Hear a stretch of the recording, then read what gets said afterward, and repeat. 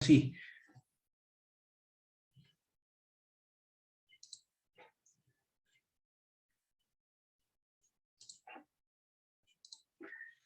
Entonces, con la unidad temática 9, entonces vamos a proceder a desarrollar lo que era medición de resistencia por método de cero y medición de impedancia. Así que concretamente los puentes, el instrumento es el puente de medida, puente de Winston, ¿no es cierto? Pero también al tiempo de desarrollar eso, lo hacemos con el puente de Kelvin, puente de Kirchhoff y una aplicación de ellos. También como esos puentes de continuo, también estamos con puentes de alterna, como son los puentes de High, los puentes de Maxwell, los puentes de Gibbs-Eye, que sirven para medir inductancia, capacidad mutua e inductancia. Y como consecuencia o la generalidad de ellos, un puente universal. Entonces, comenzamos por... ahí está, agrandamos un poco la pantalla para una mejor comodidad en cuanto a la visión, ¿no es cierto?, de los slides. Tenemos el método de cero. Vimos que una de las denominaciones de este capítulo era métodos de cero. ¿Por qué llamamos métodos de cero? Bueno, tienen una caracterización especial en el sentido de que todo método de cero, incluso este es uno de varios que existen, pero todo método de cero es aquel el cual implica un procedimiento que de alguna manera en el circuito o en el instrumento que se utiliza para medir mediante ese método de cero algún parámetro eléctrico se busca de que sea igual a cero. Por eso el nombre de método de cero. Pues decimos, procedimiento de medición mediante los cuales se determina el valor de la magnitud buscada, que puede ser cualquiera, y ya vamos a ver para qué lo aplicamos nosotros, mediante la anulación de un parámetro eléctrico. Entonces, que nos quede ese concepto, que algo de todo eso nosotros vamos a hacer igual a cero para que se pueda aplicar el método. Esos son métodos de cero. Entonces, los puentes de medida, entre otras cosas, son justamente una situación referida a esos métodos de cero, ¿no es cierto? Y la otra denominación era método puente. ¿Por qué puente? O puentes de medida, ¿no es cierto? Bueno, justamente de alguna manera es la denominación de puente obedece a que acudimos a utilizar un circuito puente, y ustedes ya lo han visto en algunas otras materias, con algunas otras aplicaciones, es una configuración circuital muy especial, ¿no es cierto?, que consta de 4 elementos que se conectan en serie, o sea, uno a continuación de otro, y después conformando un circuito cerrado o una malla, o sea, cada una de esas ramas, ¿no es cierto?, que implican esos 4 elementos que están unidos en serie, se circulan, el punto final del último se une al punto inicial del primero, ¿no es cierto?, conformando un circuito cerrado, o sea, una serie cerrada, que de alguna manera, dentro de lo que son las configuraciones circuitales, cuando estudiamos los métodos de circuitos, ¿no es cierto?, se denominaba una malla, porque ya conformaba un circuito cerrado. Bueno, pero al tener 4 elementos, vamos a tener unidos entre sí, conformando esa malla cerrada, vamos a tener 4 puntos de conexión. 4 puntos de conexión que implican nudos simples, ¿verdad? A tener, porque ahí concluyen dos conductores o las terminales de 2 elementos entre sí. Bueno, esas constituyen nudos simples. Resulta de que se unen entre 2 de ellos, o sea, conformando las diagonales de esa unión cerrada, ¿no es cierto? Y eso, de alguna manera, se unen trazando otra rama o dos ramas del circuito y que normalmente justamente se denominan diagonales. Entonces, pero ¿para qué nosotros utilizamos estos métodos puente o este circuito puente? La idea es que con este circuito puente nosotros podamos proceder a hacer la determinación de la valoración de algún elemento circuital que conectamos justamente en estas ramas. ¿Qué podía ser? Resistencia, podría ser un inductor, podría ser un capacitor, una mutua inductancia e inclusive otro tipo de elementos. Bueno, ahora principalmente esos que hemos mencionado. Fíjense que en la gráfica que mostramos ahí, vemos justamente eso. Acá tenemos 4 elementos. Independientemente de lo que son, yo lo considero como si fueran impedancias. Repito, podrían ser resistencia, podrían ser, o sea, puede ser un resistor, un inductor, un capacitor, otros elementos. Y las llamo simplemente Z1, Z2, Z3 y Z4. Fíjense que están unidas, una a continuación de la otra, conformando, ¿no es cierto?, una serie de 4 elementos, pero que después retorna al punto de donde inició la primera. Por lo tanto, constituyen esos 4 elementos una malla. Una malla. O 4 elementos así con una conexión cerrada, ¿verdad? Bueno, los puntos intermedios que conformaron las uniones de ellos, que acá los denomino como A, bueno, C, B y D, esos puntos se unen de a dos alternados, ¿no es cierto? Por ejemplo, el punto A con el punto B y el punto C con el punto D. Se unen conformando también otra rama, o 2 ramas, diríamos, ¿no es cierto? Porque serían 4 puntos. Esas 2 ramas que nosotros tenemos ahí se unen. Una de ellas, por ejemplo, la A con la B, se unen a través de una rama que tiene un elemento como fuente, como un elemento generador, una fuente de alimentación, que en este caso es de continua y la llamo E. Entonces, fíjense, el dibujo, o sea, lo que unimos es A con B, nada más que lo hacemos desde el punto de vista del dibujo, lo hacemos por afuera, como para no entorpecer y hacer cruces de cada una de esas ramas, ¿no es cierto? Y después el C con el D lo unimos a través de la conexión en esa rama de un instrumento. Y ahí después vamos a ver qué tipo de instrumentos ponemos ahí, colocamos en ellos. Bueno, podríamos haber hecho de otra forma, o sea, en lugar del C y el D, conectar el instrumento y entre el A y el B conectar, la fuente, entre el C y el D conectar la fuente y entre el A y el B conectar el instrumento. Y también hubiese sido exactamente lo mismo, se podría haber desarrollado de igual forma. Lo importante es que en una diagonal tenemos una fuente y en otra diagonal, lo que son las ramas que unimos posteriormente el instrumento. Entonces, bueno, eso para nosotros es el circuito puente para utilizarlo en medición. Ahora, recuerdo que el circuito puente ustedes lo han utilizado en otras materias y sin ir más lejos en electrónica industrial, ustedes han visto un puente rectificador. Nosotros hemos visto también cuando hemos estudiado el instrumento de imán permanente y bobina móvil, hemos utilizado un puente rectificador para poder adaptar ese instrumento de imán permanente y bobina móvil que únicamente medía corriente continua, para adaptarlo y medir corriente alterna, ¿no es cierto? Nada más que en lugar de tener, así como vemos acá, impedancias, teníamos, ¿qué cosa? Teníamos diodos conectados.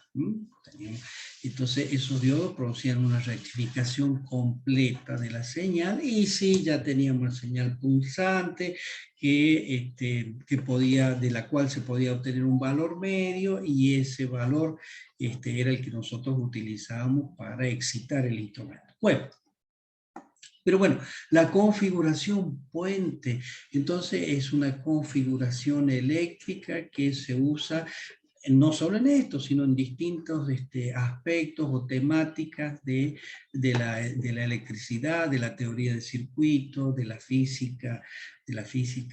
parte eléctrica de física, electrotecnia, dijimos, teoría de circuito, es decir, en diferentes materias, y ahí inclusive lo van a ver en otras, pero es muy apropiada para ciertas características determinadas, ¿no es cierto?, de utilización. Bueno, entonces, pero nosotros volvemos a lo que nos interesa. Ahora, fíjense, ya hemos justificado anteriormente la denominación de método de cero. ¿Se acuerdan? Que era porque algún parámetro dentro del circuito, para poder hacer la medición, se hace cero. Pero y la denominación puente, que más bien proviene del dispositivo circuital, de la configuración circuital. Bueno, ¿por qué se denomina puente al circuito, a esa conexión? Bueno, fíjense, una de las formas de dibujar ese circuito podría haber sido como la figura de la izquierda, ¿no es cierto?, del slide. Ahora, sí, ahí sí recordamos o vamos a tratar a nuestra imaginación y recordemos un puente como los que nosotros utilizamos para cruzar un río, supongamos. Un puente como el que vemos en las carreteras, en las rutas, en nuestras rutas. En este caso, bueno, un río con agua. Lo consideramos de esa forma. Miremos ya sea la foto superior o la foto inferior. ¿Qué es lo que vemos? Y bueno, vemos un punto que es a donde accede el camino. Tenemos el cruce a través de ese puente, que ya lo conocemos con esa denominación, y va hacia el otro extremo del camino. Bueno, si nosotros miramos a esto, pero bueno, con agua, circulación de agua, y vemos qué es lo que tenemos. Imaginemos que este puente, nosotros tenemos el mismo nivel de altura, ¿no es cierto?, desde esta orilla del río hacia la otra orilla del río, tenemos la misma altura, por lo mismo vamos a tener el mismo potencial, ¿verdad? Pero si miramos la reflexión que produce el agua de ese puente, de lo que ve, y bueno, lo tratamos de observar y con un poquito de imaginación vemos que se repite, y lógicamente se comporta como un espejo, se repite lo que tenemos arriba. Entonces arriba, ¿qué es lo que tenemos? Es esa forma así de ángulo, abajo tenemos la misma forma de ángulo, es la que tenemos nosotros en nuestro diagrama con los 4 elementos. Fíjense que decíamos que la altura de este lugar del río a donde iniciamos el cruce del puente es la misma que tenemos a la salida del puente, con un sentido de circulación, ¿no es cierto? Vamos a tener una misma altura, vamos a tener un mismo potencial, ¿no es cierto? Bueno, ¿qué es lo que pasa en nuestro puente? También ocurre lo mismo, vamos a tener el punto A y el punto B, vamos a tener el mismo potencial, pero en este caso eléctrico. Porque justamente esas son las condiciones, las condiciones del puente. Y lo que tenemos por arriba es exactamente el mismo, es el reflejo de lo que tenemos por abajo. Por eso, esa similitud simplemente del puente y su imagen, que en la figura de abajo también es notable, y decimos, recurriendo a la imaginación, lo comparamos con ellos y es exactamente lo mismo. Por eso, por esta razón, esta configuración es la que se denomina circuito puente. De ahí tomó la denominación y ya quedó establecido y se utiliza desde hace muchísimos años en cuanto a las ciencias de las topologías circuitales, ¿no es cierto?, para denominar a esta forma de conexión circuitos puente. Perdón. ¿Qué características tiene? Bueno, en nuestro caso ya tomado como circuito eléctrico, ¿no es cierto? El circuito puente o los puentes, como lo hemos configurado recién, en nuestro caso con impedancia. Tienen una, y ya utilizado como instrumento, tienen una gran precisión, bastante precisión. O sea que nosotros la medición que vamos a hacer, podemos establecer con un grado de aproximación considerablemente amplio, ¿cierto? Y bueno, y por lo tanto cumplen con una gran exactitud también.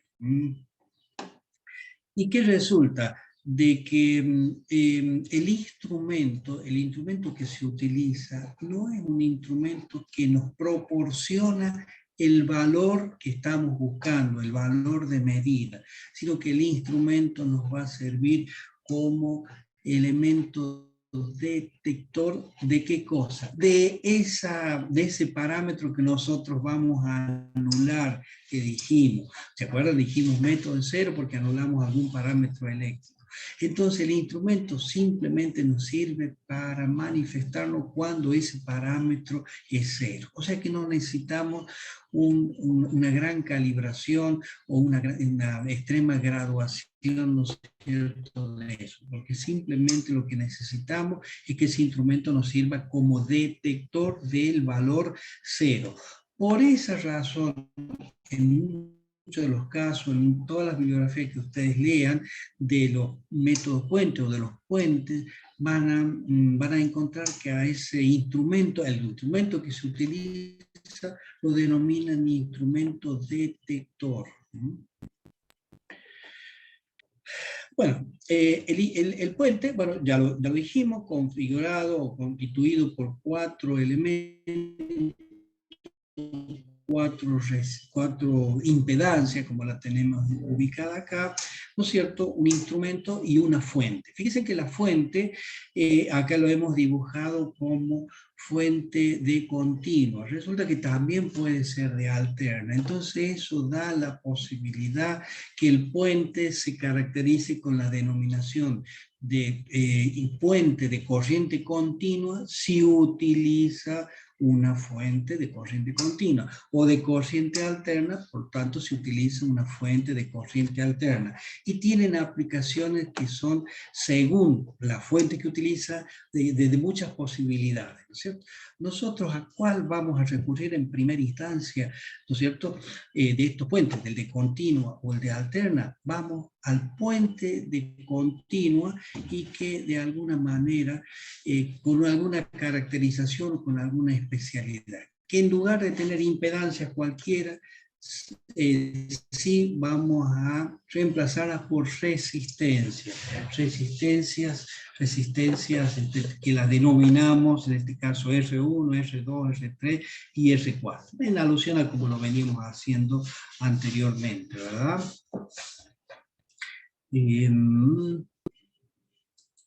Todo está bien con la conexión, ¿no? ¿Se escucha bien? ¿No hay problemas? No, porque ya he tenido algunos problemas anteriores y espero que hoy no sea uno de ellos. Bien, seguimos. El puente de Winston, entonces. Este puente, de alguna manera, que utiliza resistencias, es la configuración puente, es un puente de continua, y en lugar de impedancia cualquiera, utiliza resistencia, el que normalmente se conoce como puente de Winston. La denominación de Winston obedece a que, bueno, al primero que lo desarrolló, que lo estudió y que lo aplicó. Bueno, ahora, vamos ya al funcionamiento en sí de este instrumento, porque en definitiva es, como vemos, es un modelo circuital que incluye un instrumento. Y nos sirve en general, en total, todo lo que tenemos, ¿no es cierto?, todos los elementos utilizados para medir, en este caso, un elemento cualquiera que en este momento es una resistencia, porque fíjense, los elementos que constituyen los brazos del puente son resistencias, resistores, ¿no es cierto? Entonces, nosotros vamos a medir una resistencia a la cual llamaremos resistencia incógnita, y de las cuales se puede elegir cualquiera de ellas como elemento incógnito. Perfecto. Pero entonces nosotros vemos, recordando los principios del puente, ¿qué es lo que nos decía el puente? Que era un método de cero. Entonces, ¿cuál va a ser el elemento cero que vamos a reconocer? Cualquiera de estos dos que planteamos acá, que en definitiva uno implica el otro. Es decir, vamos a considerar que la corriente por el instrumento que tenemos, en uno de los brazos de la diagonal, la corriente va a ser igual a cero. O sea, este instrumento nos sirve para reconocer cuando la corriente por él es igual a cero. Bien, es lo que tenemos planteado ahí. Pero la corriente por el instrumento va a ser igual a cero, ¿cuándo? Cuando el potencial, por ejemplo, B sub C y el potencial B sub D sean iguales, que es lo que tenemos establecido en las ecuaciones planteadas al comienzo, ¿no es cierto?, de todo el desarrollo de ecuaciones. O, dicho de otra forma, que la diferencia de potencial entre el punto C y el punto D sean iguales. La diferencia de potenciales sea igual a cero. ¿Por qué? Y porque los potenciales de cada uno de ellos son iguales entre los dos. O sea, fíjense, no quiere decir que B sub C sea igual a cero y que B sub D sea igual a cero, que también es un caso particular. Sí, también lo cumple. Significa que los potenciales del punto C y los potenciales del punto D son iguales. Por lo tanto, la diferencia de potencial entre ellos va a ser igual a cero, porque tienen potenciales iguales, ¿verdad? Entonces, eso es lo que estamos diciendo acá. Fíjense que el potencial entre C y D, ¿no es cierto?, va a ser, los potenciales van a ser igual a cero, por lo tanto, la diferencia de potencial igual a cero. Muy bien. Entonces, esa es la característica fundamental que nosotros vamos a buscar. Ahora, no quiere decir que cuando conectamos la fuente y conectamos el circuito a través de, sin lugar a duda, una llave, si bien no está dibujada acá, pero va a haber una llave para conectar la fuente, se va a dar esa circunstancia. No, vamos a tener que esta fuente va a impulsar una corriente que va a hacer circular corriente por todos los elementos del circuito e inclusive por donde está el instrumento. Pero nosotros lo que necesitamos para poder hacer que esto resulte es que se dé esa condición. Por lo tanto, tenemos que provocar esa situación, que la corriente por el instrumento sea igual a cero.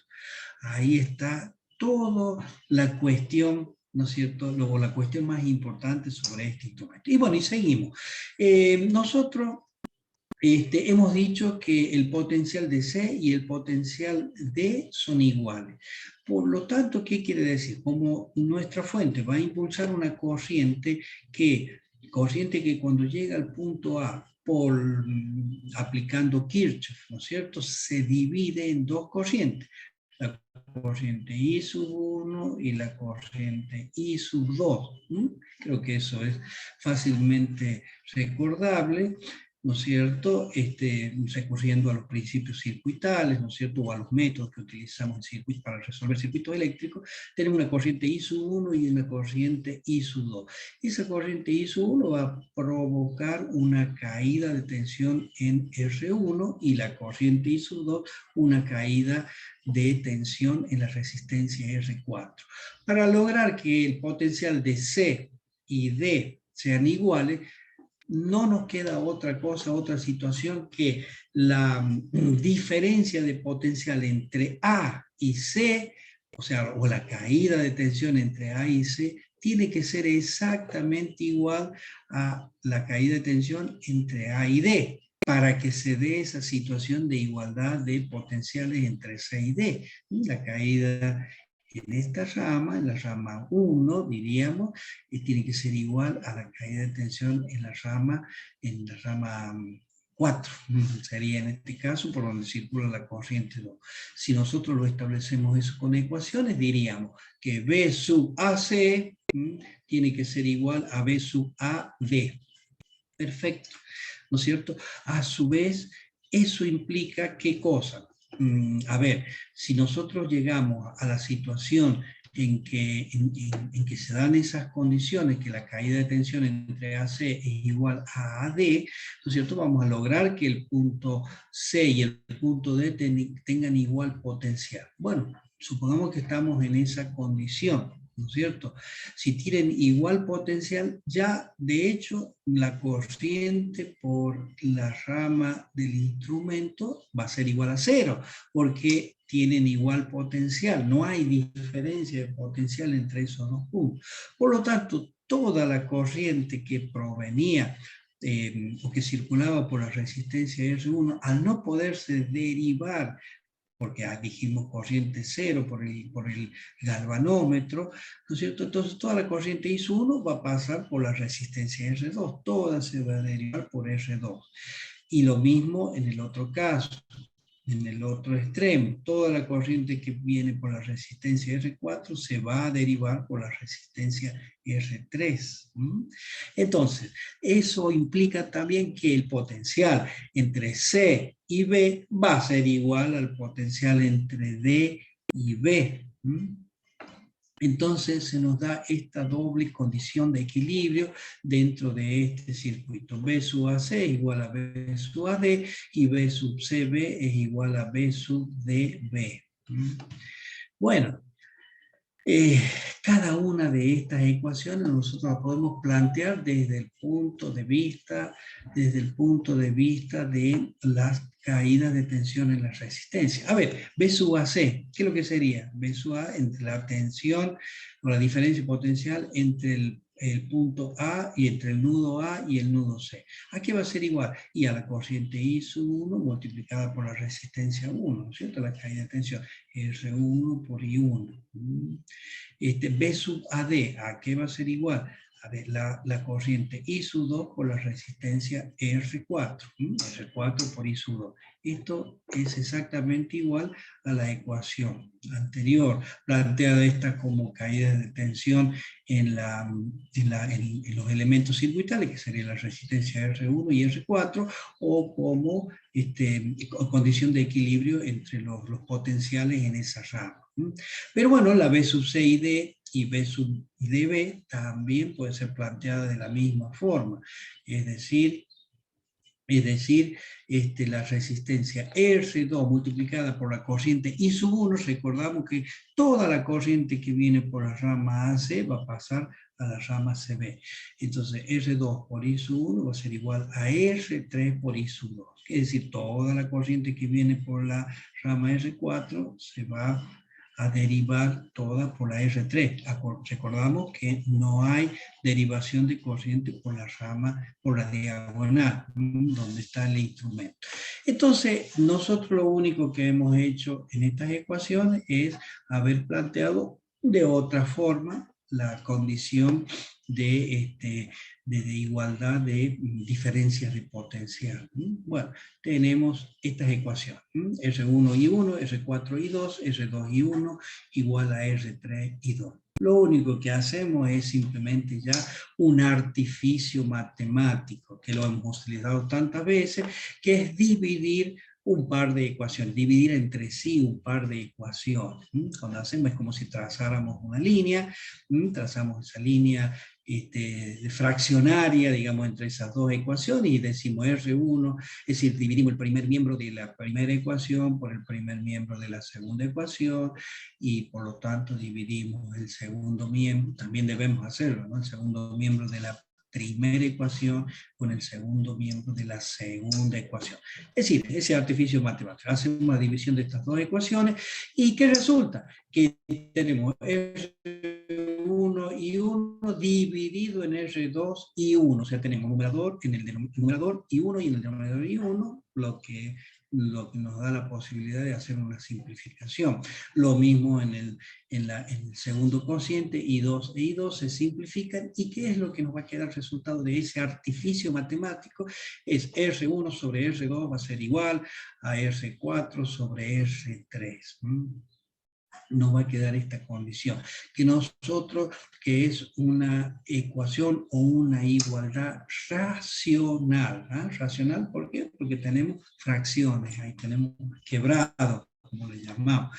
Tenemos una ecuación racional. Nosotros lo podemos convertir en una ecuación o una igualdad algebraica, ¿no es cierto? Haciendo un despeje de término, entonces llevando el R2 al segundo miembro y el R3 al primer miembro, o sea, un pasaje de término, como lo llamamos comúnmente. Y nos quedaría R1 por R3 es igual a R2 por R4. Esta ecuación nos queda. Fíjense, esta ecuación es fundamental en el estudio de los puentes de medida. Si bien acá está hecho para un puente de Wheaton, pero se aplica para todo tipo de puentes. Y digamos un poco como mnemotécnico para recordarlo, a qué es igual, fíjense, al producto de una de las resistencias multiplicado por la resistencia que está enfrentada a ella, ¿no es cierto? O que diríamos que no está conectada a esa resistencia. Por eso R1 por R3 va a ser igual a qué cosa, a la R2 por R4. También en el caso de la segunda ecuación es la resistencia R2 por la que tenemos al frente o la resistencia que no está conectada eléctricamente a esa R2. Bueno, nos queda esa ecuación. R1, R3 es igual, R1 por R3 es igual a R2 por R4. Esta ecuación, cualquiera de estas dos, es la condición que utiliza, es la ecuación que utilizan los puentes para poder plantear o despejar el elemento que nosotros queremos medir. Ahora, sí es algo muy, muy importante a tener en cuenta que esta ecuación se puede aplicar cuando, únicamente cuando el puente ha llegado a una condición muy importante y que se llama a la condición de equilibrio, a la condición de equilibrio. ¿Cuál es el equilibrio del puente? La condición, y se habla de equilibrio porque nosotros tenemos que las diferencias de potenciales son iguales. ¿Se acuerdan que decimos la diferencia potencial AC es igual a la D y la CB es igual a la DB, utilizando la nomenclatura que tenemos en este circuito? Esa es la condición de equilibrio. O dicho de otra forma, es que la corriente por el instrumento, por esta diagonal donde se encuentra el instrumento, es igual a 0. Por eso el nombre, método de cero. Entonces, nosotros necesitamos, para poder aplicar esta ecuación, necesitamos que el puente esté en equilibrio. Eso es muy importante. No se puede simplemente conectar y y aplicar esta ecuación sin antes haber determinado, haber alcanzado la condición de equilibrio. Fundamental.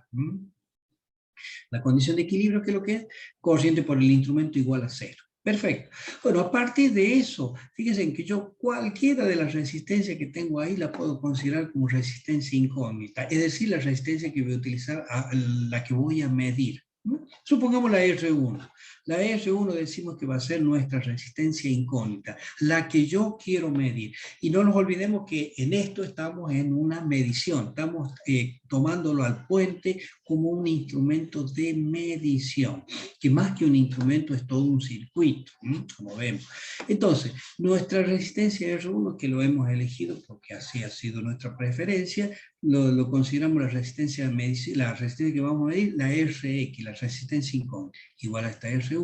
¿Y a qué va a ser igual? Si despejamos de acá, es decir, el término R3 lo enviaríamos por las características de cuando aplicamos este despeje de ecuaciones. R3 lo enviamos al otro miembro, y como está multiplicando pasa dividiendo, entonces nos va a quedar R2 por R4 dividido en R3. Es lo que tenemos explicitado en la ecuación que estamos señalando. Nada más que lo planteo con otro, con otro orden. R4 multiplicado por R2 sobre R3. ¿Por qué lo he planteado así? ¿No es cierto? Con ese orden.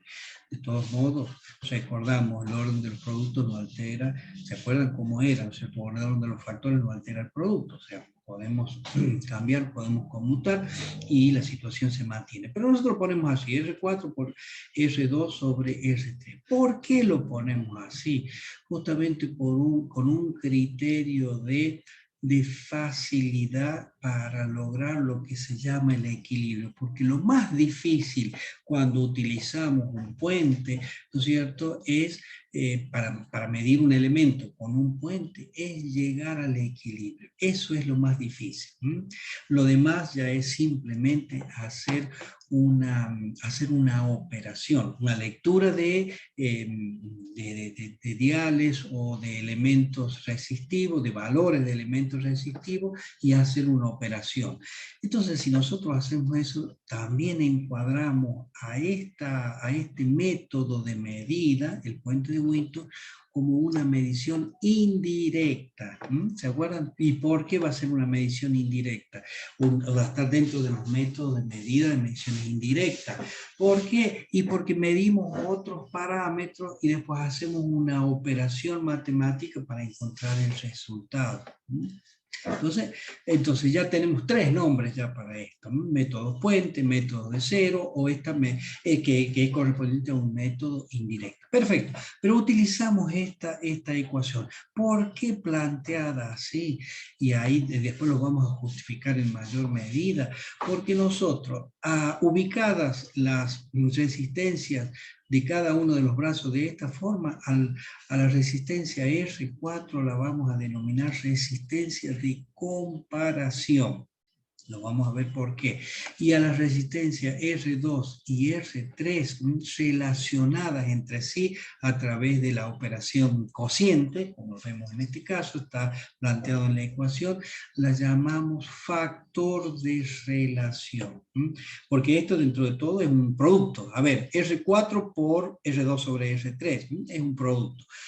Uno de los factores es R4, que sería el factor de comparación o resistencia de comparación. Y el otro factor sería R2 sobre R3, que como es una relación de 2 valores, entonces lo denominamos factor de relación. Bien, entonces todo esto hace, y fíjense en que nos sirve un poquito todo lo que hemos, el tiempo que hemos invertido en explicar el puente, nos sirve como fundamento para todos los otros puentes que podamos desarrollar o podamos utilizar. Y siempre que utilicen un puente, va a estar basado en estas consideraciones teóricas o ese análisis circuital que nosotros hemos estudiado acá. O sea, si bien este puente de Wheaton lo hemos desarrollado para medir una resistencia, pero también es aplicable para otros puentes que de alguna manera utilizan el principio de medida, ese de método de cero o método puente, y que se basan en explicaciones similares, aunque tengan otros elementos conectados en los brazos. Una aplicación de ellos es lo que se va a hacer. Bueno, este puente de Wheaton, entonces, planteado así como está, entonces nos va a permitir medir una resistencia eléctrica. ¿Cuál de la resistencia? La que hayamos elegido, que en este caso ha sido, por ejemplo, R1. Esa R. Entonces nosotros vamos a encontrar el valor de la R1 como un producto de las resistencias de los otros brazos. ¿Qué quiere decir eso entonces? Que nosotros debemos conocer los valores de las otras resistencias. Pero fíjense que las otras resistencias están planteadas, según lo que hemos visto ahí, para cumplir con las condiciones de equilibrio del puente. Y esas se han dado haciendo que la corriente por el instrumento sea igual a cero. Ahora, no siempre cuando conectamos nuestra fuente ya está en equilibrio el puente, no, ni mucho menos, todo lo contrario, seguro va a estar desequilibrado. Tenemos que buscar esa condición de equilibrio. ¿Cómo logramos esa condición de equilibrio? Variando o modificando los valores de las resistencias de la otra, porque la resistencia incógnita es el valor que buscamos. Entonces las otras resistencias serían R2, R3 y R4. Tenemos que modificar su valor hasta que logremos esa condición de equilibrio.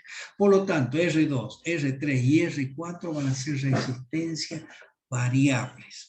Entonces nosotros deberíamos haber dibujado una flechita que indique justamente eso, que se comporte como potenciómetros o como reóstatos, ¿no es cierto?, para tener la posibilidad de variar R2, R3 y R4, modificando esos valores a un punto tal que logre esa condición de equilibrio. Eso nos va a permitir encontrar o calcular el valor de R1. Pero bueno, eso es el gran problema de los puentes de Weintraub, ¿no es cierto? El trabajo se va a circunscribir a esa situación. Fíjese que ahí salteó una slide. ¿Por qué? Justamente porque los puentes, y acá lo tenemos dibujado un poquito diferente, pero de alguna manera significa exactamente lo mismo, la resistencia R1 es la resistencia Rx, que es la que vamos a medir, después tenemos la R2, la R3 y la R4. Resulta que, fíjense que si nosotros buscando la facilidad en cuanto a procedimiento de medición, al procedimiento de medición, entonces nosotros hacemos que la resistencia R4 sea variable. Y fíjese, y eso ya lo dijimos recién, para poder ir modificando y lograr el equilibrio del puente o la corriente por el galvanómetro igual a 0. La R2 y la R3, en lugar de ser resistencias tal como las tengo dibujadas ahí, podría convertirla en una sola resistencia o reóstato, una resistencia variable con un cursor, de manera de que el desarrollo, la ubicación de este cursor hacia arriba o hacia abajo, ¿no es cierto?, me permita elegir o cambiar el valor R2 y R3. Lógicamente, va a tener esta resistencia variable que me define R2 y R3, lógicamente tengo que conocer su valor. Es decir, si yo levanto este cursor, sé que el valor de la resistencia R2 es de tantos ohmios y el valor de la resistencia R3 tantos ohmios. Lo mismo para la resistencia R4, que ya dijimos que tiene que ser una resistencia variable. En definitiva, todas las tres resistencias tienen que ser variables, pero fíjense, esta simplificación en cuanto al dibujo, este cambio en cuanto a la forma de considerar desde el punto de vista tecnológico dos resistencias y considerarlo una sola con un cursor intermedio, permite acercarnos a la ecuación que teníamos antes, R2 sobre R3, decíamos, ¿no es cierto? Y ahí es así como de alguna manera los puentes básicos proceden a reconocer cada uno de los valores. Entonces, R2 y R3 se da como una relación. Fíjense que son dos resistencias que necesitaríamos conocer las dos para determinar el valor o utilizar en la ecuación. Pero si yo, en lugar de conocer las dos, conozco el cociente entre las dos, o sea, la relación entre las dos, y también es lo mismo, o sea, R2 sobre R3. ¿Cuál podría ser? Y que las dos resistencias sean iguales. Si las dos resistencias son iguales, es 1, ¿no es cierto?, la relación entre ellas.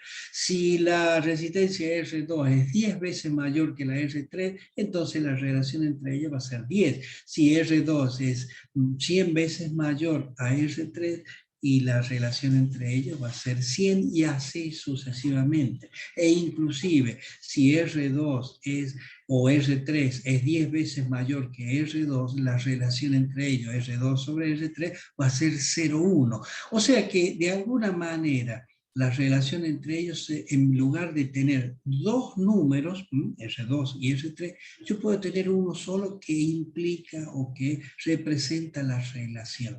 Y es así como se utilizan en los puentes básicos, o sea, los más elementales. Y ahí me permito recurrir, y fíjense, voy a ir a buscar, disculpen, avanzar un poquito, ahí está, a llegar hasta esta figura. ¿Qué es lo que nos representa esta figura? Es un puente, es la fotografía de un puente básico, un puente muy sencillo que se utiliza. Fíjese que acá voy a reconocer, en primer lugar, el instrumento de medida, que yo lo tenía en la diagonal. Acá ya no lo veo como una configuración circuital, sino que lo vemos como la distribución física dentro de este instrumento. Este sería para mí el puente, ¿no es cierto?, en el cual veo el instrumento, que ya sabemos cómo que está conectado en la diagonal. Vemos qué cosa, vemos dos puntos de conexión, serían las puntas de prueba famosas de todos los instrumentos, o sea, los dos puntos donde yo voy a conectar la resistencia incógnita. Después veo una llave selectora como esta que tengo acá, que trabaja así en puntos discretos, o sea, que me permite elegir qué cosa, la relación. ¿Se acuerdan? R2 sobre R3, esa relación, y esa relación va a estar manifestada o va a estar indicada a través de esta pequeña ventana por un valor numérico. Acá en este caso lo pone como 0,1, si bien no está tan legible, tan fácilmente legible, pero indica 0,1, pero puede ser 0,1, puede ser 1, puede ser 10, puede ser 100, puede ser 1000 o puede ser 10.000 inclusive. Bueno, eso va a depender de los valores de la resistencia intensiva. Entonces yo seleccionando esta llave, cambiando a distintas posiciones, yo voy a poder ubicar la relación. Y finalmente, ¿qué es lo que vemos? Y vemos este dial, que de alguna manera es la resistencia R4 variable, que yo lo puedo modificar a través de accionar la perilla y encontrar distintos valores de resistencia, que no solo lo estoy variando, sino que estoy reconociendo a través de la escala graduada que tiene el valor de resistencia. Por ejemplo, en el punto que está seleccionado ahí en el instrumento, como un ejemplo, el valor 3. Entonces, ¿qué es lo que pasa? Cuando yo he logrado el equilibrio, ¿no es cierto? Variando todos. ¿Cómo logro el equilibrio? Eligiendo una relación y variando de extremo a extremo todas las posibilidades que tengo en esta resistencia. Si no me da el equilibrio, paso a otra relación, cualquiera, 10 por ejemplo, y de vuelta varío de extremo a extremo y con todos sus valores intermedios hasta ir logrando el equilibrio. ¿Cuándo voy a detectar o cómo voy a saber yo que estoy en equilibrio? Porque mi instrumento me lo va a indicar.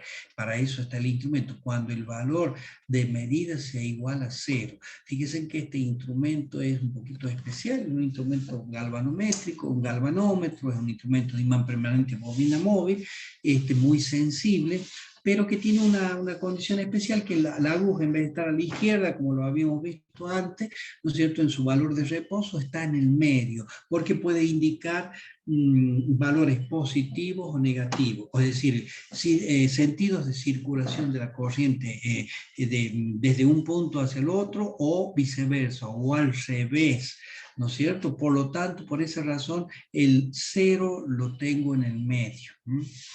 Porque las corrientes pueden tener cualquiera de los dos sentidos, de arriba hacia abajo, de abajo hacia arriba, según como dibujamos nosotros los circuitos. Bien. Entonces, cuando yo logro el equilibrio, modificando esta resistencia, eligiendo distintas relaciones, cuando yo logro que esté en 0, ese es el punto que recién me va a servir para hacer la medición indirecta. Es decir, considero el valor de la relación que va a estar ubicado, determinada o establecida en esa ventanita que tengo acá, que está indicada con la letra B, y lo multiplico por el valor que he seleccionado en el dial o en la resistencia variable que está indicado en el índice marcado con A. Por eso me dice A por B va a ser igual al valor numérico que corresponda expresado en ohm. Y ese es el resultado de la medición. O sea, una vez que he logrado el equilibrio, efectúa la operación y ese es el valor del valor de la resistencia incógnita, el valor medido. Ese sería. Bien, entonces digamos, la configuración dibujada como la habíamos visto antes, tiene un sentido importante a cómo habíamos establecido la relación matemática basada en que tecnológicamente la resistencia R2 y R3 yo lo efectúo para ser seleccionada a través de una llave selectora justamente, que me selecciona qué cosa o me elige qué cosa, una relación determinada. Repito, puede ser 0,1, puede ser 1, puede ser 10, puede ser 100, 1000 o 10.000. Y después la otra variación o el equilibrio lo voy a lograr modificando esta resistencia a través de este dial, que es un elemento resistivo variable, como un rióstato o como un potenciómetro, ¿sí?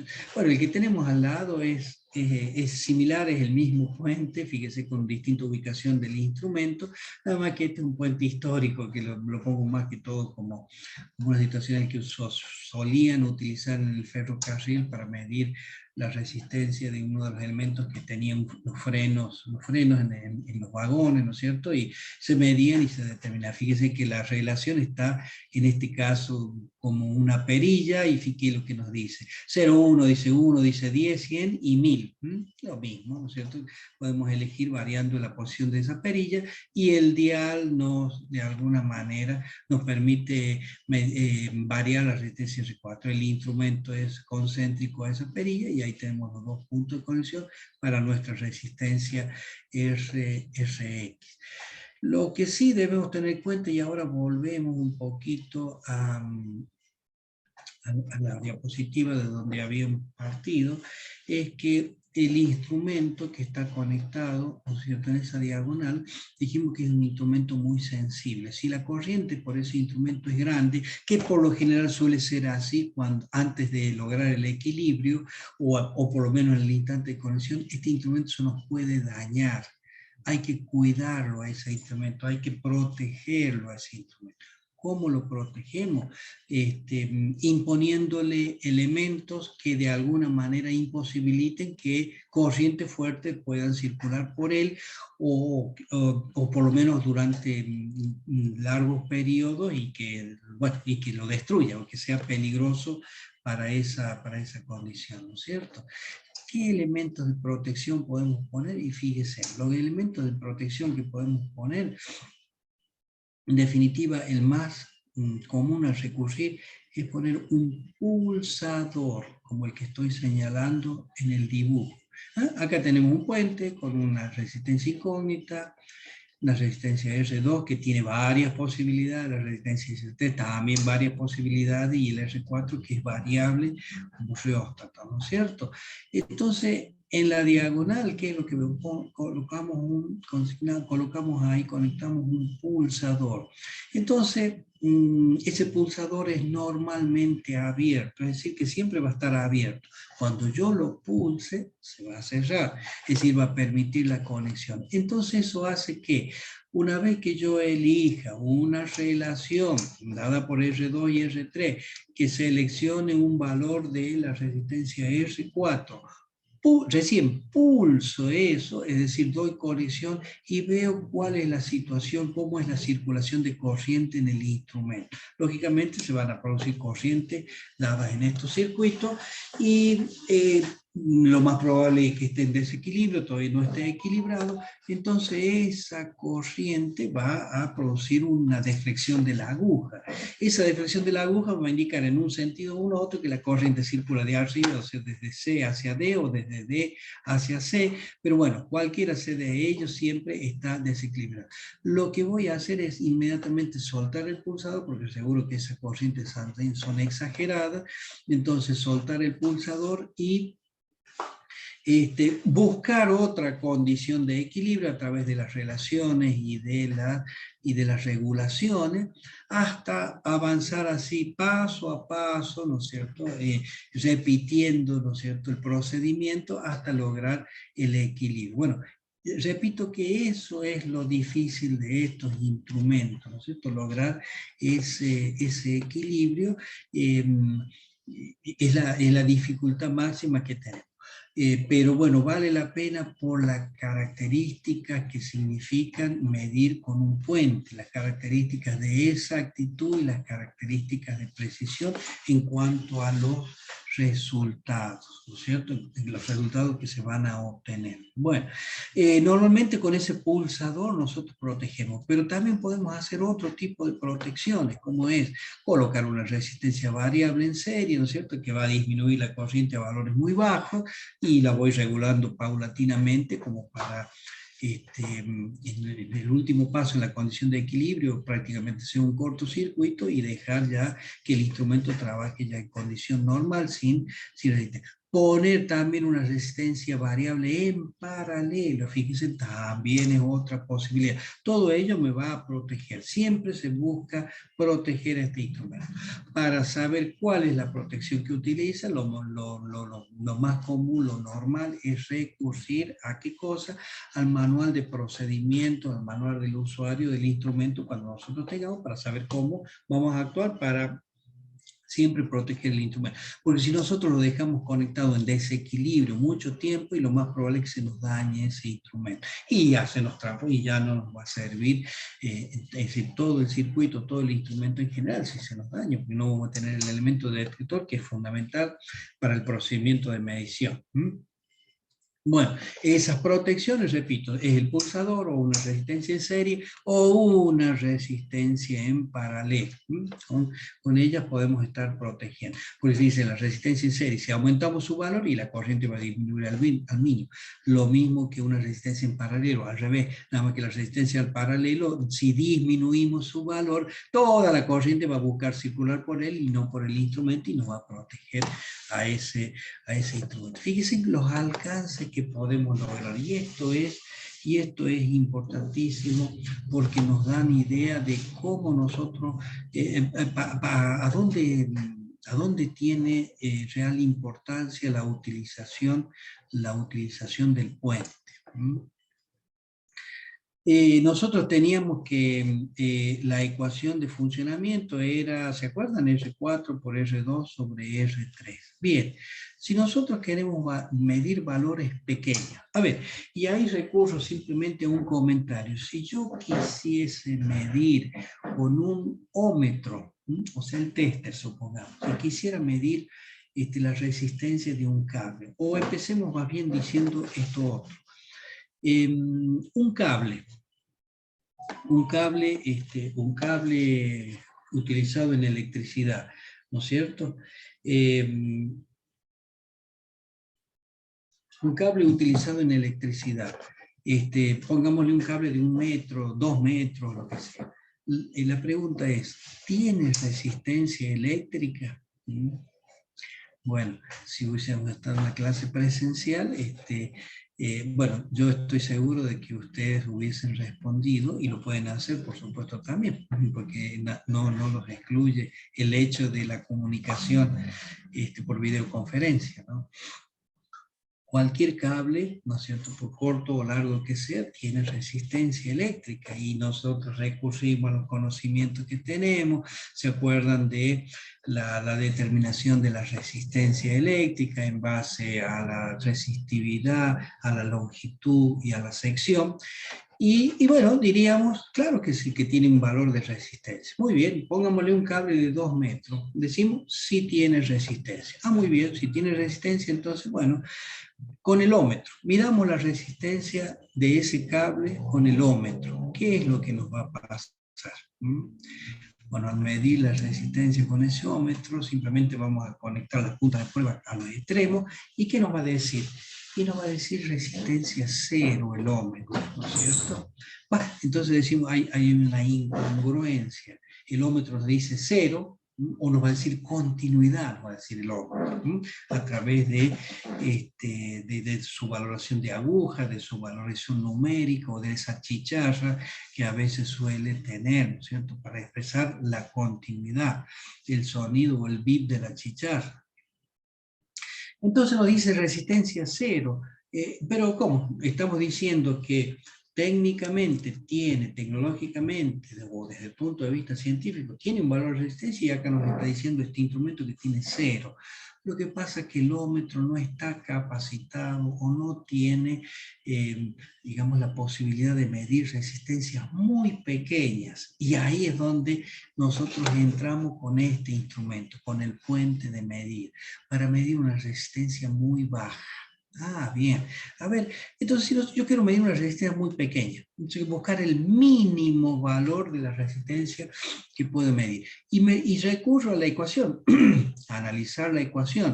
Fíjense, si yo quiero que esta relación, que toda esta ecuación, vamos a la ecuación, que toda esta ecuación tenga un valor mínimo y lógicamente analizado desde el punto de vista matemático, ¿qué quiere decir? Y que R2 tenga que ser mínimo, que R4 sea mínimo, el valor más pequeño que pueda tener, y que R3 sea grande. Así matemáticamente yo voy a hacer que toda esta ecuación tenga un valor, sería el de Rx, un valor mínimo. Ah, bueno, entonces, si eso es así, ¿no es cierto? Que es lo que tengo expresado acá.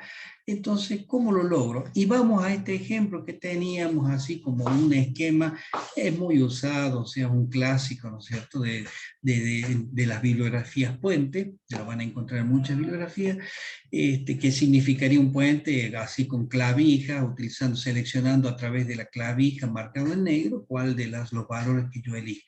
Si yo digo que R2 tiene que ser mínimo, ¿y cuál es el mínimo que tengo acá? Y el mínimo que tengo es 10, perfecto, 10. Y que R4 también sea el mínimo. Y el mínimo que puedo tener acá, y tal vez sea el valor 0,1. 0,1, que tengamos al mínimo valor todas estas resistencias. 0,1, por ejemplo. Entonces, si tengo 0,1 y acá tengo 10, 0,1 por 10, y a qué va a ser igual, y va a ser igual a 1. Y busco el valor máximo de R3. Entonces ya tengo el numerador 1 y R3. ¿Cuál es el valor máximo que puedo tener de R3? Y puedo tener el valor 1000, según esto. Entonces yo conecto la clavija en el punto de, no, perdón, 10.000. 10.000. Entonces, 1 sobre 10.000, ¿cuánto es eso? Y 1 sobre 10.000, si nosotros resolvemos, hacemos la cuenta, es 0,0001, ¿no es cierto? Entonces, fíjense que el valor más pequeño de resistencia está en varias cifras decimales, 0,0001. Entonces, resistencias tan pequeñas yo las puedo medir con un instrumento de este tipo si tuviera estas condiciones. Muy bien. Entonces eso con el ómetro yo no lo puedo conseguir. Entonces ahí es donde está la utilidad. Cuando las resistencias son muy pequeñas, menores que la unidad, porque con el ómetro tal vez puedo medir 1 tal vez 2, y así, ¿no es cierto? Y ahí para arriba, valores más altos.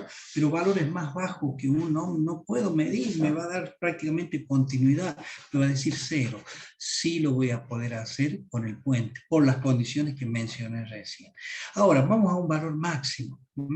Recordamos que con un ómetro, si yo conecto una resistencia alta, superiores a los 100K, superiores a los 500K, ¿qué es lo que pasa? Como los valores están tan amontonados, ya es muy fácil confundir, ¿no es cierto?, 500K con 600K. Y fíjese que hay una gran diferencia entre 500K, o sea, 500.000 y 600.000. Hay una gran variedad de valores, o sea, va a ser muy poco preciso y por ende va a tener mucho error cuando yo mida eso. O sea, valores altos tampoco puedo medir con los ómetros hasta cierto punto. O sea, hay un rango determinado que me son útiles los ómetros.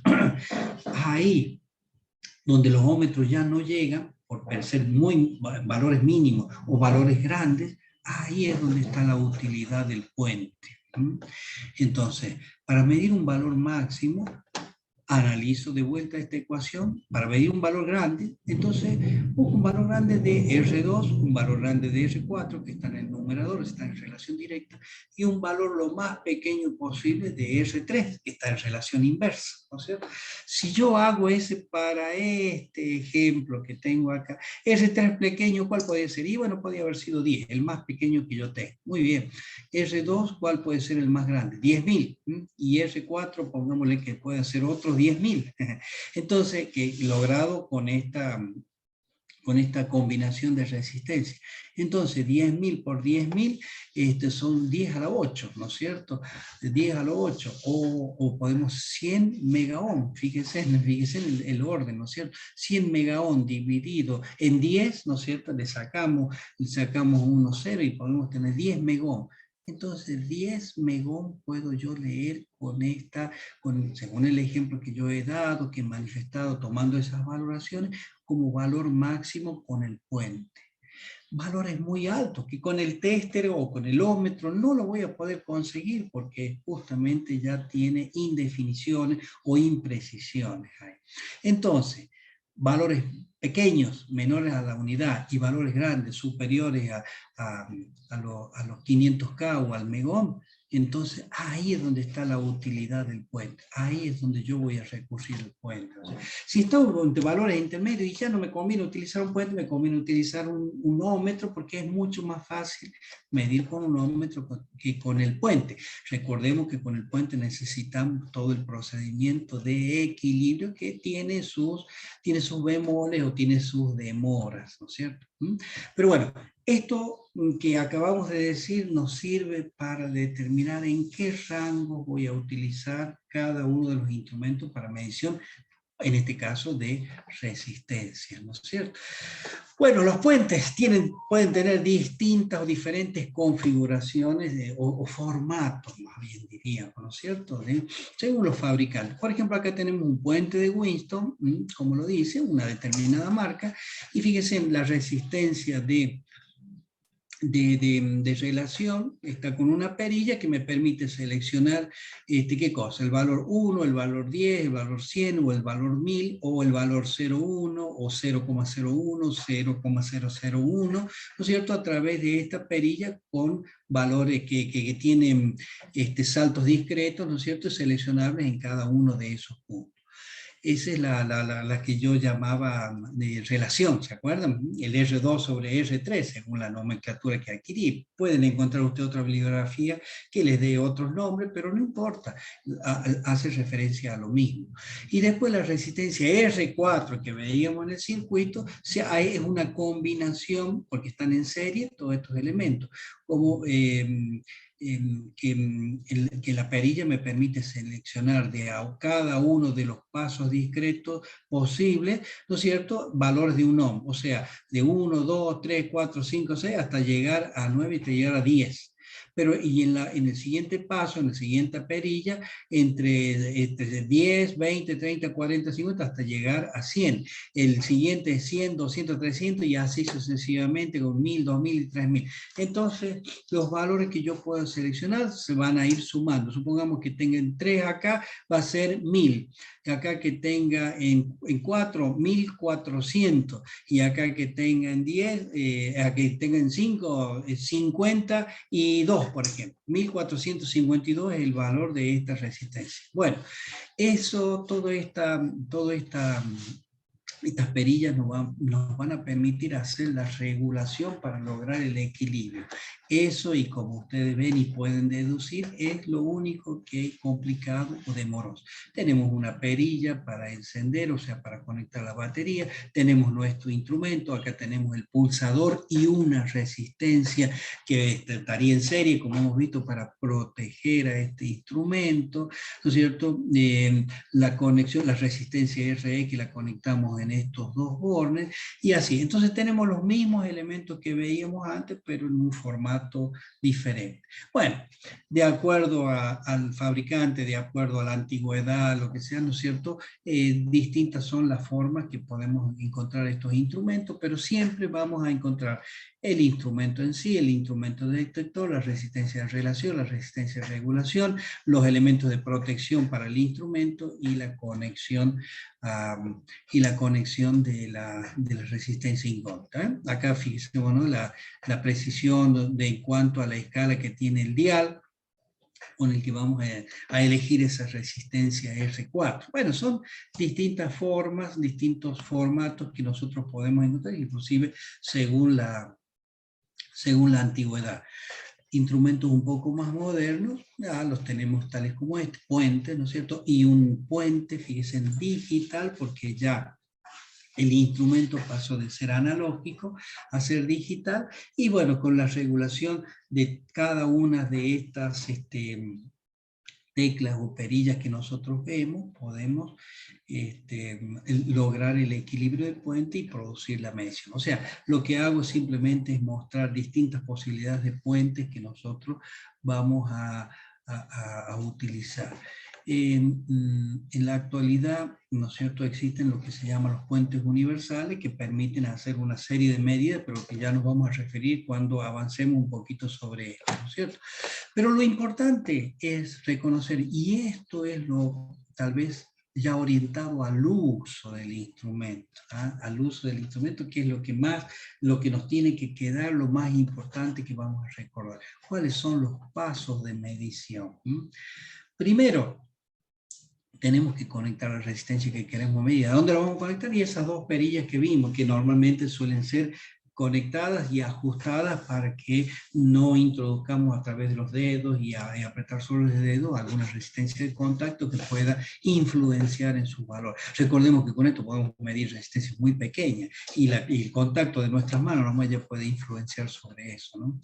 Bueno, energizamos. Lógicamente, cuando energizamos, sin lugar a duda vamos a estar en desequilibrio total, y ahí tenemos que empezar a regular cada uno de las perillas para lograr ese equilibrio. Una vez que logremos el equilibrio, que ahí es donde nos lleva la mayor cantidad de pasos y tenemos que recurrir y volver hasta lograr el equilibrio, es decir, que nuestro instrumento marque 0, ¿no es cierto? Ahí sí leemos los dos valores, el de la relación y el de la comparación, lo multiplicamos, leemos los dos valores y calculamos el parámetro a través de multiplicar. Y ese es el valor de la resistencia. Estos pasos de medida es fundamental para la utilización del puente. Es como si, es decir, no solo es necesario conocer la teoría, ¿no es cierto?, del puente, porque eso, bueno, simplemente nos da un conocimiento de cómo funciona el instrumento. Lo más importante es saberlo utilizar, tener la competencia para utilizar eso, y está de alguna manera circunscrito a estos pasos de medida, pero lógicamente lo haríamos conociendo el instrumento, ¿no? Sabiendo lo que hace y cómo procede, y cómo debemos actuar nosotros para interactuar con el instrumento para poder hacer la medición. Y eso estaría de alguna manera resumido en estos pasos que involucran todo lo que hemos visto anteriormente. Bueno, así como existe el puente de Wheatstone, que es uno de los posibles, el que primero se desarrolló y que desarrolló la parte teórica y la justificación matemática, a partir de ahí empezaron a desarrollarse otro tipo de puentes. Otro de ellos, el puente de Kirchhoff. Puentes de Kirchhoff. Bueno, o puente de hilo normalmente también se denomina, o lo van a reconocer en bibliografía, porque justamente dos de las resistencias de los brazos del puente, ¿no es cierto?, están conformados por un hilo conductor o por un elemento conductor. Y digamos, la conexión del instrumento tiene la posibilidad de ir variando cualquier punto de posición de eso, de la longitud AB, en este caso según el dibujo, ¿no es cierto?, que de alguna manera constituye una determinada longitud. Normalmente eso suele ser de 1 metro, o sea, no es una, digamos, eran puentes que se utilizaban en laboratorios especiales y con extrema precisión, eran muy útiles y muy sencilla su forma de su procedimiento de medición. Fíjense en que si nosotros recurrimos a la ecuación de equilibrio del puente, cuando ya lo tenemos equilibrado, no nos olvidemos de eso, R1 por R3 igual a R2 por R4, o expresándolo de esta forma, fíjense que hemos cambiado ligeramente el orden de los factores que intervenían en el segundo miembro, pero si nosotros recordamos que una resistencia en un hilo conductor, en un conductor en realidad, era ρ por L sobre S, donde ρ es la resistividad, L la longitud y S la sección. Eso lo podemos recordar o revisar o repasar en los conceptos de cuando vimos física, en la parte de electricidad, resistencia eléctrica. Entonces vemos que Rx va a ser igual. Fíjense que R2 es una resistencia, en este caso, conocida, y R3 y R4 van a ser partes de ese hilo o de ese segmento conductor, ¿no es cierto?, que de alguna manera conocemos su longitud. Entonces, si yo reemplazo a la R4 por ρ por L4, o sea, la longitud sería entre el punto A y el punto de conexión del instrumento, ese sería L4, y S es la sección, porque es un mismo conductor, o sea, la sección para los dos.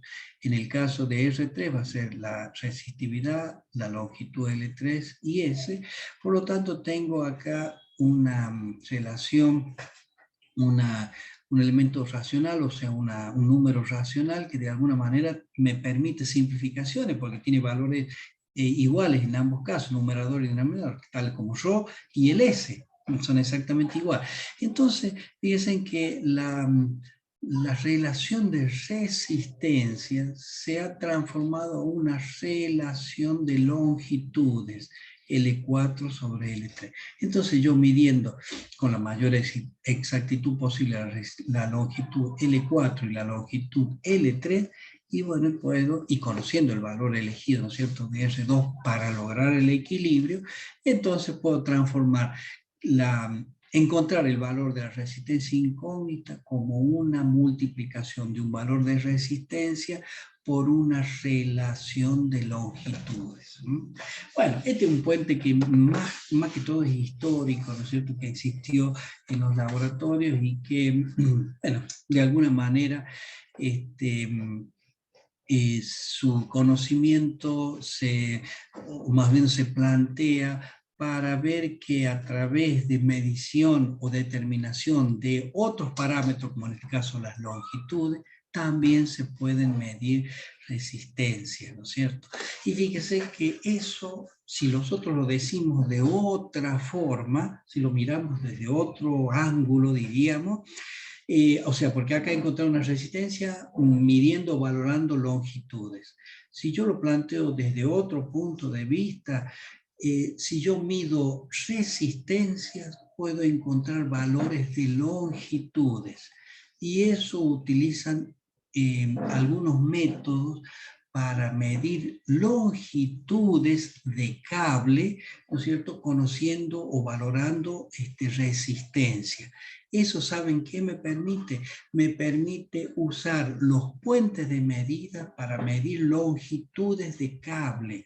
Entonces, fíjense en que en muchos casos, y especialmente en instalaciones subterráneas, donde los cables, bueno, van debajo de tierra, ¿no es cierto?, o por cañerías entubadas, yo puedo medir a los extremos, puedo medir entre extremos, ¿no es cierto?, puedo medir determinadas resistencias y determinar las longitudes de cable. ¿Pero qué longitudes? Son especialmente útiles cuando hay daños en los cables, como por ejemplo, o cortocircuitos en un determinado lugar, o cortes de cable en determinado lugar, que cuando son subterráneos yo no los puedo ver tan fácilmente como cuando son aéreos, cuando están a la vista. Entonces, los puentes de medida, otra de las utilidades que tiene es para medir longitudes a fallas en las instalaciones eléctricas, bueno, con cables eléctricos, y a través de la medición de resistencia. Esa es otra de las utilidades que tiene el puente.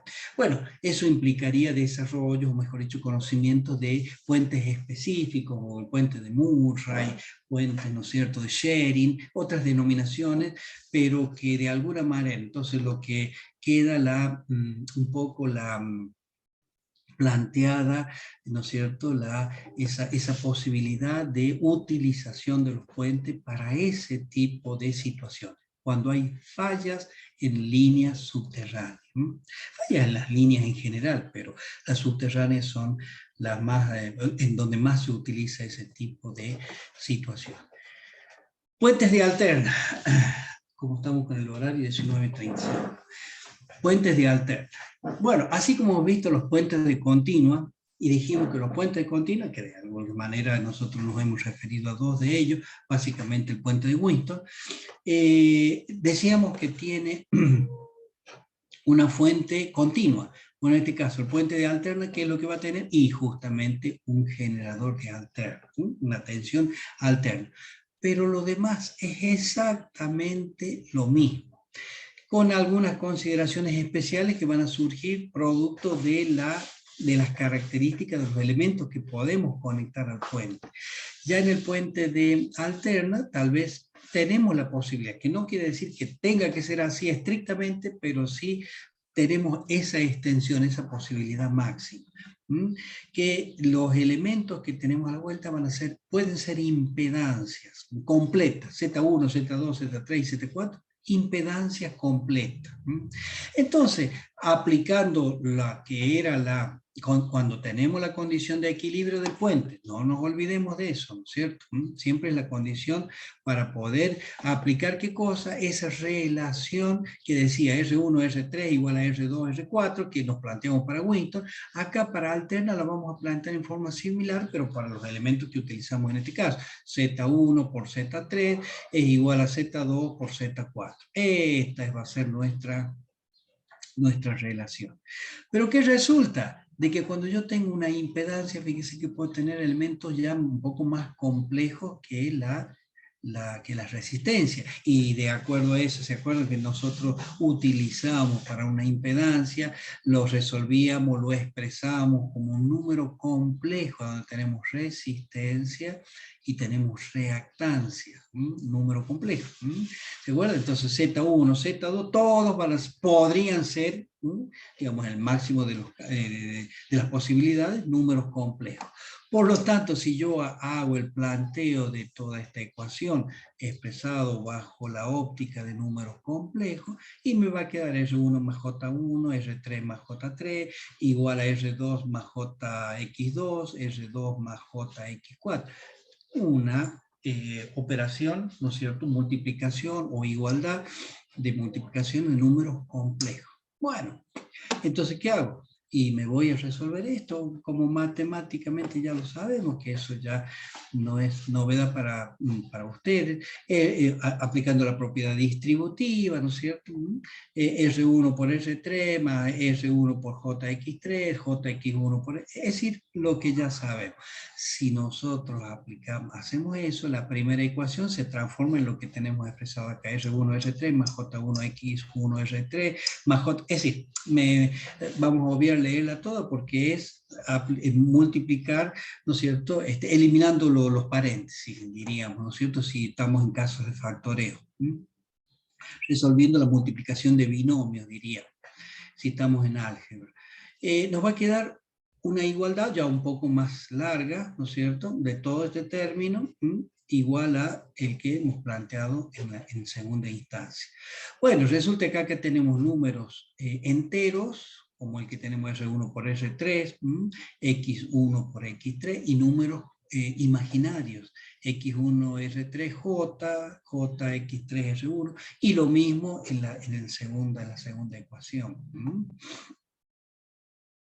Entonces, en números una igualdad de números complejos la podemos resolver como dos igualdades, la de los números reales, una igualdad de números reales y la igualdad de los números imaginarios, ¿verdad? Entonces, por esa razón, acá nos va a aparecer R1, R3, menos X1, X3, va a ser igual a ¿qué cosa? A R2, R4, menos X2, X4. Bueno, tenemos esa igualdad de números, de parte real, y de las partes imaginarias también van a crear otra igualdad.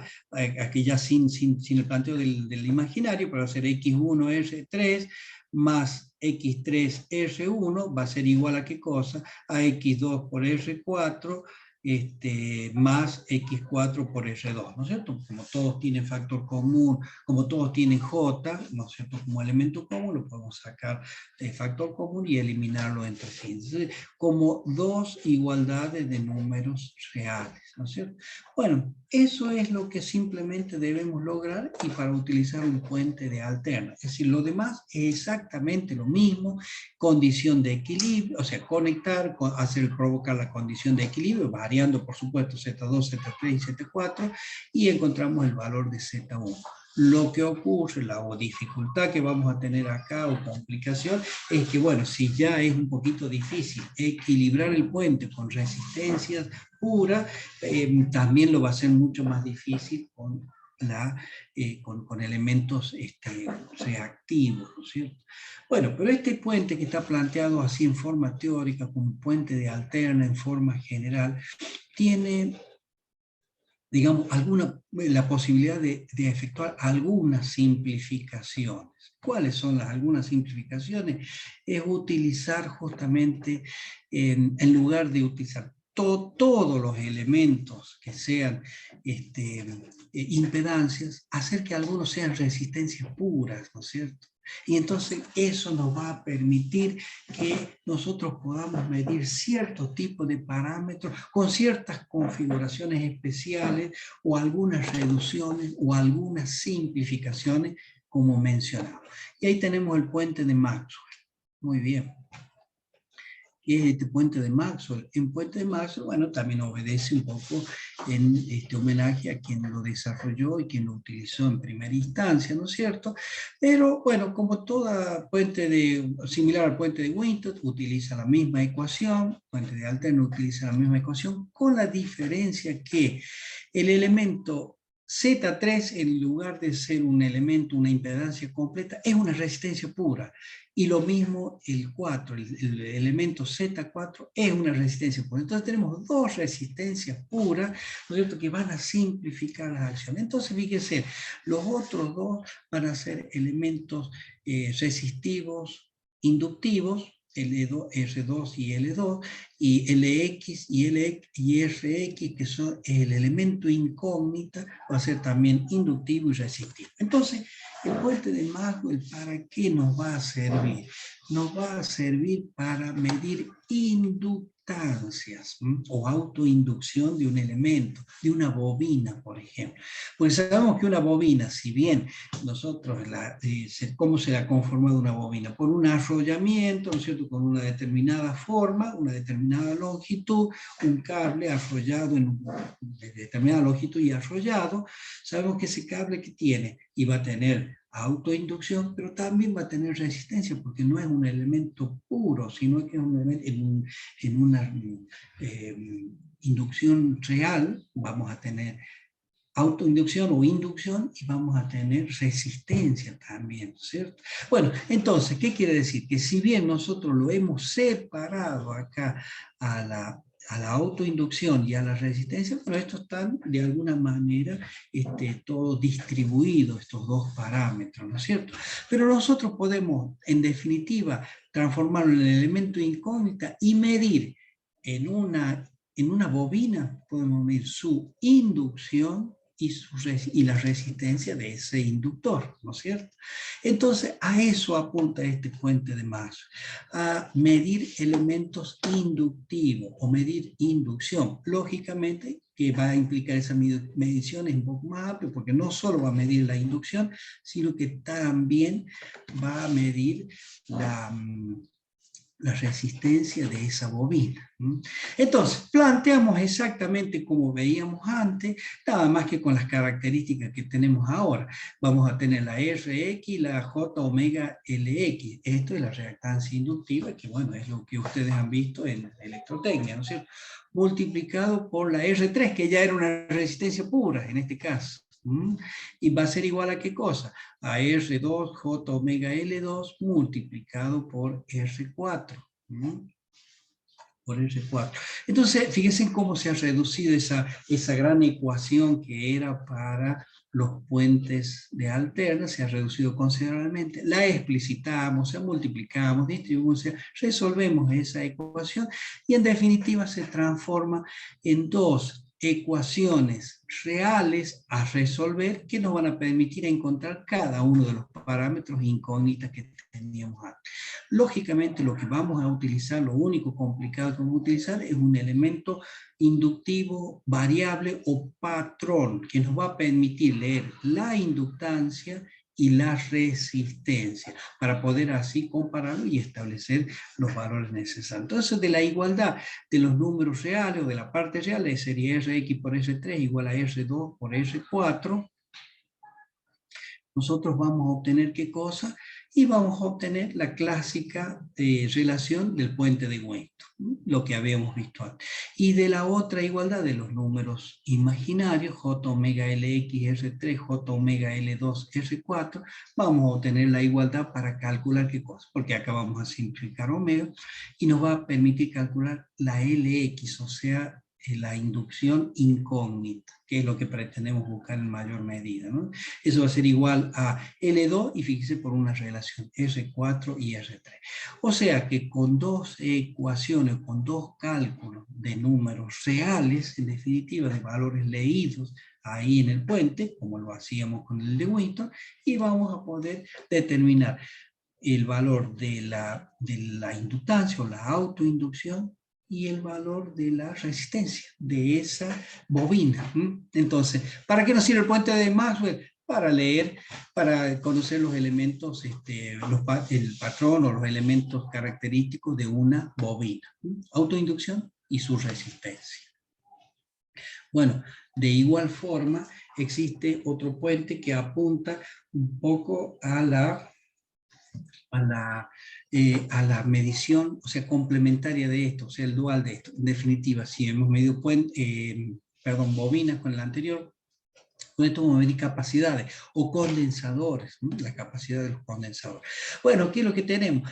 Algo similar, mantenemos dos brazos con resistencia pura y los otros dos brazos con capacidades variables. Vamos a necesitar una capacidad patrón variable que tiene su valor de resistencia, porque nos guste o no, una capacidad tiene asociado una resistencia también, ¿no es cierto?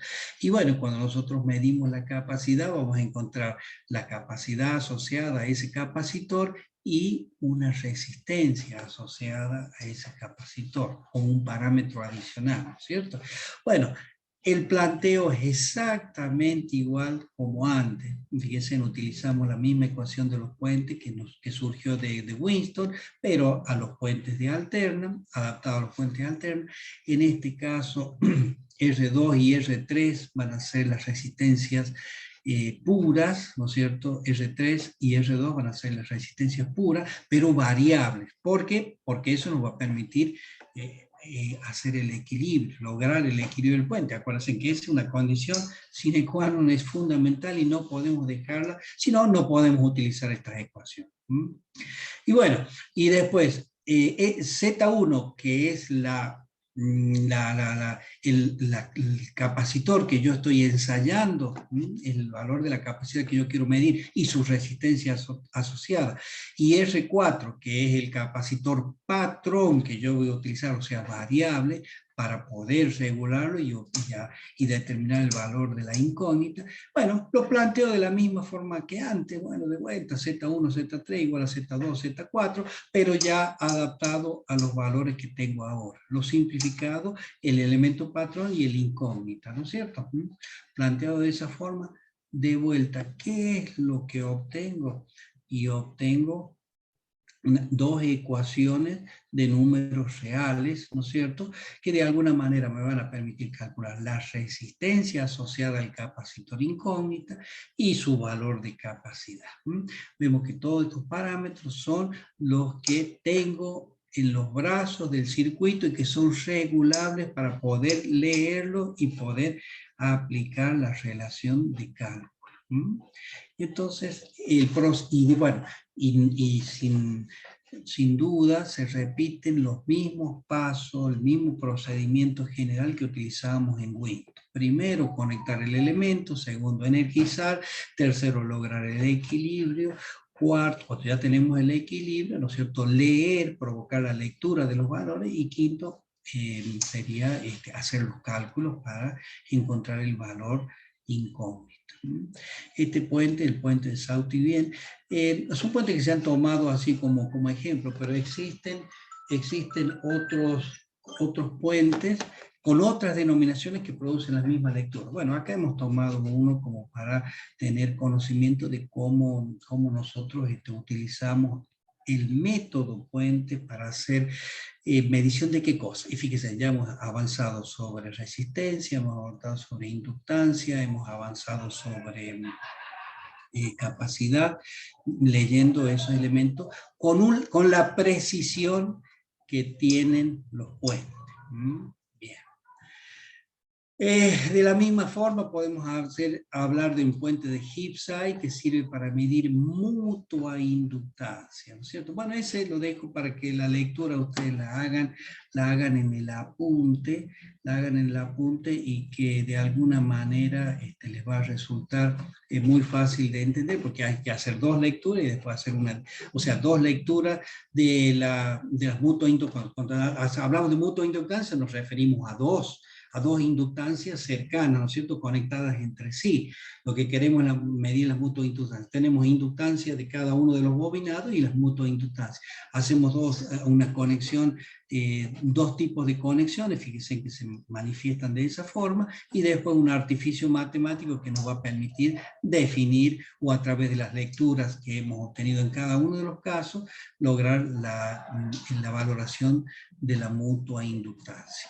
Bueno, estos puentes a los que nosotros nos referimos, y ya hemos hablado de Winston, hablamos de Maxwell, de Gibbs-Eye y de puente de High, ¿no es cierto? Suelen venir en un puente que llamamos puente universal, ¿no es cierto? Fíjense acá, este puente mide capacitancias y factores de disipación, o puente universal como este que tenemos, o el que tenemos acá, que ya es mucho más moderno y es digital y que nos permite hacer la medición, fíjense, de los elementos que mide acá, ¿no es cierto?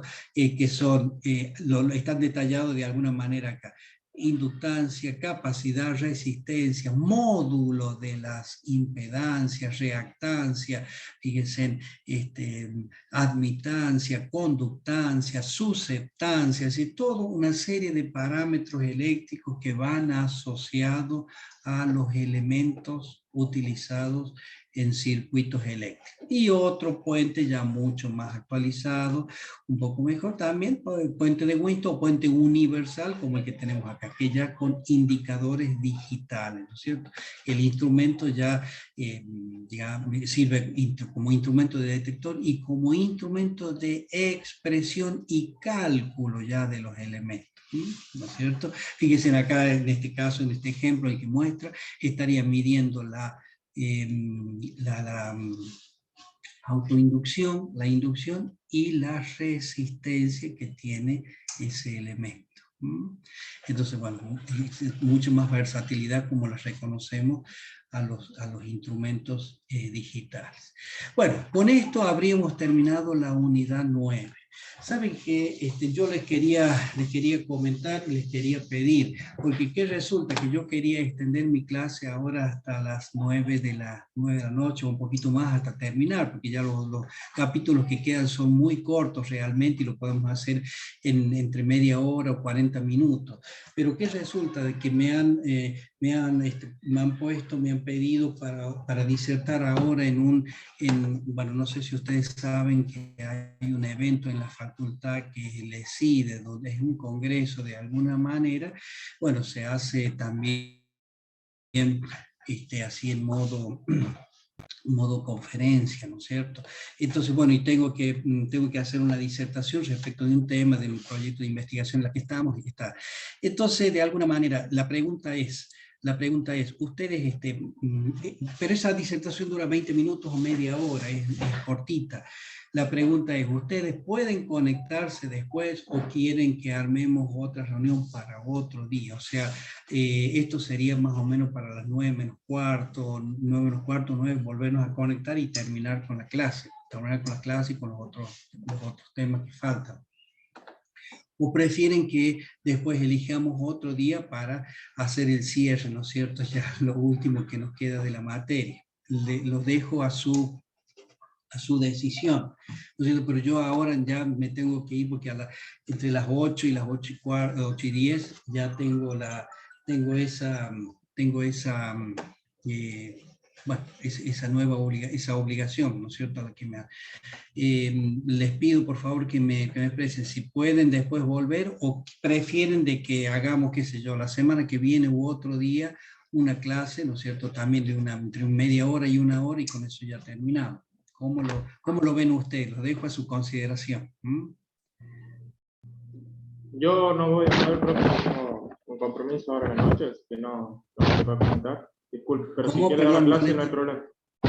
Que yo no voy a poder conectarme a esa hora. no se puede conectar. Bueno, Pero si yo no tengo drama, si graba la clase, después la veo. No tengo problema.